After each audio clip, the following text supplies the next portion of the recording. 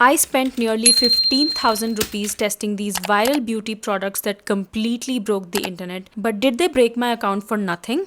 Well, let's test out the most viral beauty products of 2025 so far. For base, I have the L'Oreal Paris Infallible Tinted Serum. I bought mine in the shade 3-4 Light Medium. As the name suggests, it's a tinted serum, which means first layer with a sponge or a brush is going to give you a very light sheer coverage just to kind of like even out your skin tone. Now, before filming this application shot, I have tried this a couple of times and I've noticed that this is a very adaptable tinted serum, meaning if you do a very matte sort of a skincare, matte sunscreen and whatnot, it's going to look sort of matte. But if you do a really good skin prep, in this case, in today's video, I have done like all glowy, nice emollient sort of moisturizers and serums. It's going to look very nice and glowy. And this is how it looks like with 2 layers on, up close and personal, quite nice, very skin-like. Keep in mind, no matter how much you build this up, you're not going to be able to cover deep pigmentation marks or acne marks. It's just going to be enough to look nice and put together for an everyday basis. On virality, I think this deserves to be viral. In my last video, I was asked to try the Tear Mask Fit Aura Cushion Foundation, and a day later it launched on Amazon, and of course I got my hands on it. I picked mine in the shade 24N Latte, and at this stage I forgot that the Tear Cushion Foundation oxidizes big time, and I was very disappointed with the shade match.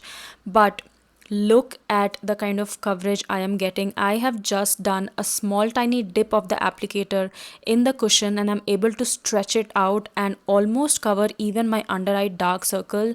That is quite impressive. The finish on this is quite similar to the L'Oreal one. I think the credit goes to my skincare underneath and the skin prep. The only difference I see is that this has got a really good coverage, and a little bit goes a long way. And like I said before, the Tater one oxidized so much that both sides look almost the same. Maybe the Tater one is a hair lighter, but I think you can decide based on the coverage because the finish is pretty much the same. This zoom in concealer from House of Makeup is still to this day very popular on the internet.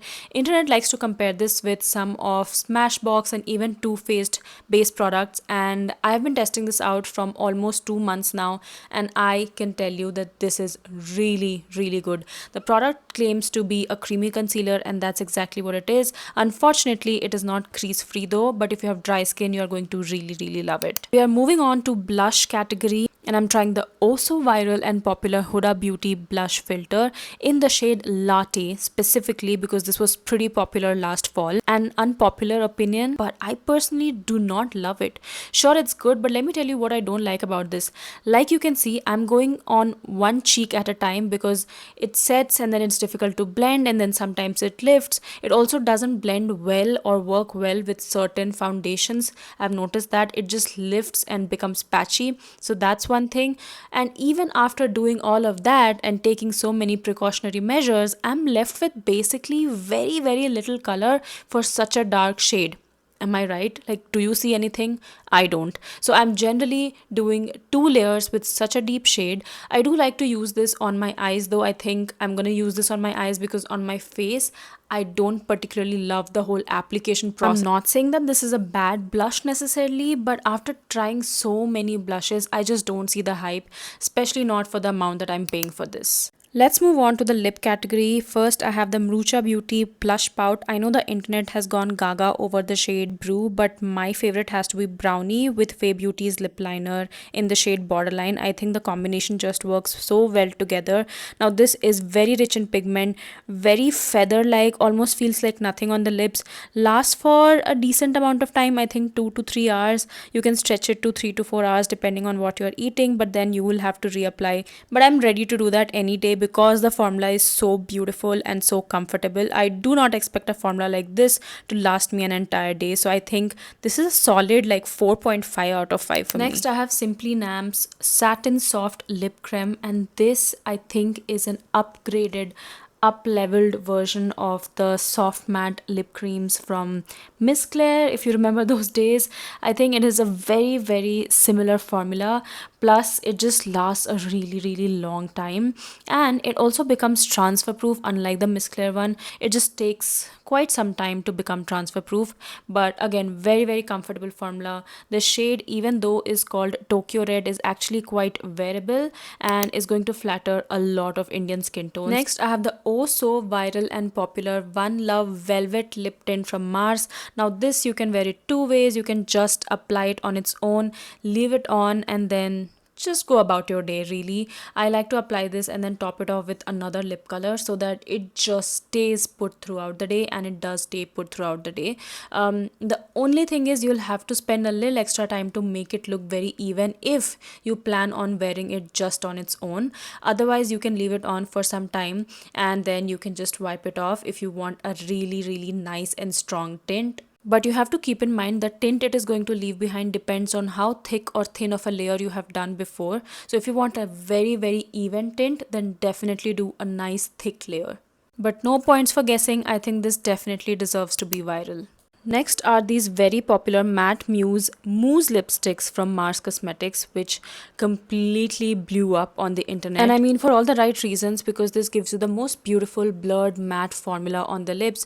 It blurs your lip lines, is a dupe of some of the really popular high-end products in this category. For example, the Romand one. And unlike the Romand ones, the shades are really going to cater to a lot of Indian skin tones. It's very, very flattering. The only problem is availability, because most of the shades at the moment at least are sold out. And the lasting power is not that great, but honestly I don't mind applying this because this is not going to feel drying at all on your lips, and I think this deserves a solid 4 on 5. Another really popular product I tried is the Theatre Milk Skin Light Toner. I bought the small size just to try it out.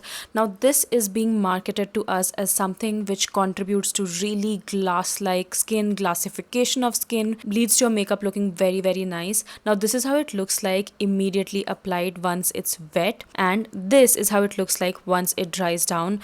Having said that, if you already have other alternatives like the Hyphen one or the Milk Skin Refiner from Laneige, you're not really missing out on anything. This Fino Premium Touch Hair Mask was again doing rounds on the internet. Everybody was telling me that it's going to give me very glass-like shine to my hair. And I mean, it sure is very nice. It leaves my hair looking very nice and shiny and bouncy. I bought mine for roughly $7.99 from Vietnam just to try it out. But I wouldn't pay the overpriced amount that you get this for in India. But I think the Dove Hair Mask would deliver just the same. Another very popular cushion foundation in my opinion is this Milk Touch All Day Skin Fit Milky Glowy Cushion. Mine is in the shade 26N Latte. I spoke about it in my last video, so I'm not going to give you application shot in this one, but this has quickly become one of my favorites. This actually feels like a perfect hybrid of skincare plus makeup, and again gives you a very reflective glow. Nothing too much, but also makes your skin look very, very healthy, and my dry skin absolutely love this. I also really, really like the shade match on this. Unlike the Tier one, this does not oxidize, meshes really, really well on your skin, and lasts also beautifully. I really have nothing else to talk about this. I've been really loving this so much, and my dry skin, like I said multiple times already, absolutely loves this. So even though expensive, I think this is worth it, you know. I now have Mrucha's Beauty very popular Cloud Kiss liquid blushes, and I think the reason why I don't love the Huda Beauty as much as I love this one is because I tried Huda after this, and unlike the Huda, this takes seconds, and I mean seconds, to blend in, and it's so pigmented that the first layer, even though with light application, still shows up on your skin. Like you can see I'm doing a very, very light veil on my skin, and it's still looking beautiful. It's not like disappearing into my skin, nor is it patchy to blend. And of course you can build this up. You can actually do blush blindness, which I've done once when I went out, or you can just keep it very subtle, and it lasts so well. I absolutely love the shade Petal. That's one of my favorites right now for an everyday, but they have really beautiful collection of shades as well, so I would highly recommend this over the Huda Beauty one, and I think this is totally worth the money and the hype. I see that the higher matte range from Lakme was again doing rounds on the internet, and also saw huge billboards of this particular product or range. So I bought mine in the shade Monday Mocha. This is their hydrating smudge proof lipstick, and I absolutely dislike it. Firstly, you really have to drag this on your lips to get pigment on, and even once it's on, it dries out my lips so horribly. I took this with me to Vietnam and I could not wear this comfortably at all. I was reapplying my lip oil every 2 hours and then I completely stopped using it altogether. So I would definitely not recommend this to anybody. From the same range, I have this liquid lipstick. This is in the shade Boss Lady Brick, and I kind of have developed a love-hate relationship with this. Let me explain. So on the days when my lip is properly prepped, it's all hydrated and moisturized with like loads of lip balm and lip oils, it works. It doesn't feel very sticky, nor does it feel very drying at all. But on this particular day, because my lips were quite dry, I was swatching a bunch of other lipsticks before this, it felt so uncomfortable. And I finally understand what other people are talking about, because I just for whatever reason felt like on me it's quite comfortable. Like, did I get a good batch or something? But look at how sticky it felt after like I think 5 to 10 minutes. And I don't know, because of this reason, I am not very confident recommending this, because if you really want to make this work and use this, you have to make sure your lips are really well prepped, you know. Alright, so that completes this video. Those were some of my unpopular opinions on really viral, popular products of 2024 and 2025. Let me know if you guys have tried any of these or you're looking forward to trying any of these, and I'll see you guys in my next video. Bye bye.